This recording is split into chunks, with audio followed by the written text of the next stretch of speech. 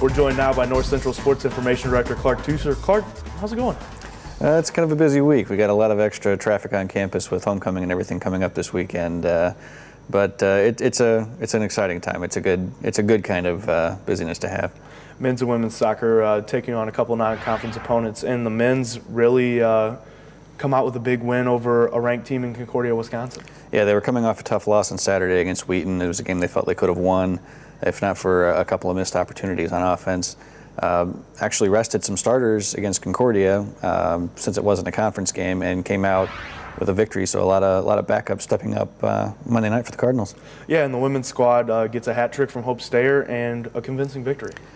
Yeah, we've actually got some of our people doing some searching on freshman records for soccer because of Hope. She's certainly had a good first year, so it's nice to see people stepping in and contributing right away.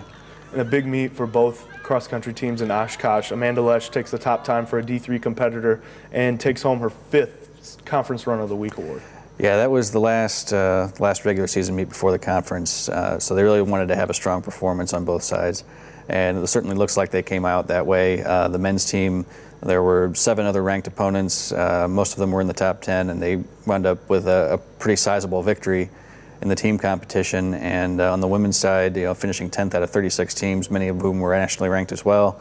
Amanda finishing 4th out of a field of almost 600 runners, so certainly a lot of positive signs heading into the conference championships.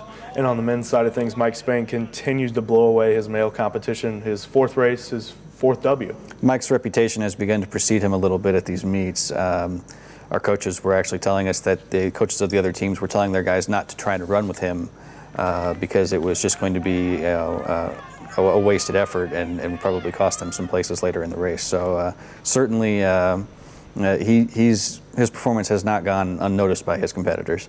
And as we look forward to the winter season, both basketball teams have started their practices. The men had a young squad last season, but another year of experience under their belts. What can we expect from them going into 2010-11? It's going to be a very different looking team. They've really done a lot of work in recruiting, trying to bring in some freshmen and some transfers that are going to be able to fill out some spots that were lost by some guys due to graduation.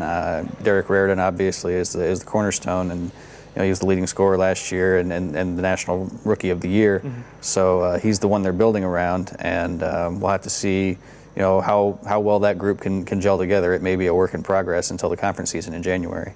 And the women's squad had a little bit of a tough go of it last year, but new coach Michelle Roof has some experience rebuilding that Aurora program. And what can we expect to see out of them once they get started? I think you're going to see a team that's going to play very hard, a team that's going to defend very well. Typically the things that she's tried to build programs around in her previous experience. It's going to be a very different looking team as well. She's brought in a lot of players that hopefully will improve the depth. I know they struggled a little bit with depth toward the end of the last season, so they want to make sure they have plenty of players to run in and out and play with the kind of energy that they're going to need to play to win in the CCIW.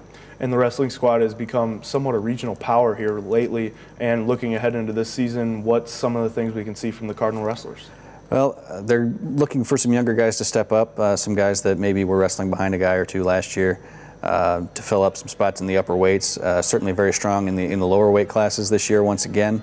Nathan Fitzenreiter is a returning national qualifier. He's the top guy that most people are going to be looking at. But there's going to be a lot of room for competition for the other spots in the varsity lineup. Well, Clark, we appreciate you stopping by. Thank you, Alex. And that's all the time we have for the Red Zone this week. Cardinal football kicks off against Illinois Wesleyan Saturday at 2 p.m. And if you can't make it to the game, we'll have it right here live on NCTV 17. I'm Alex Simmons. See you next time on the Red Zone.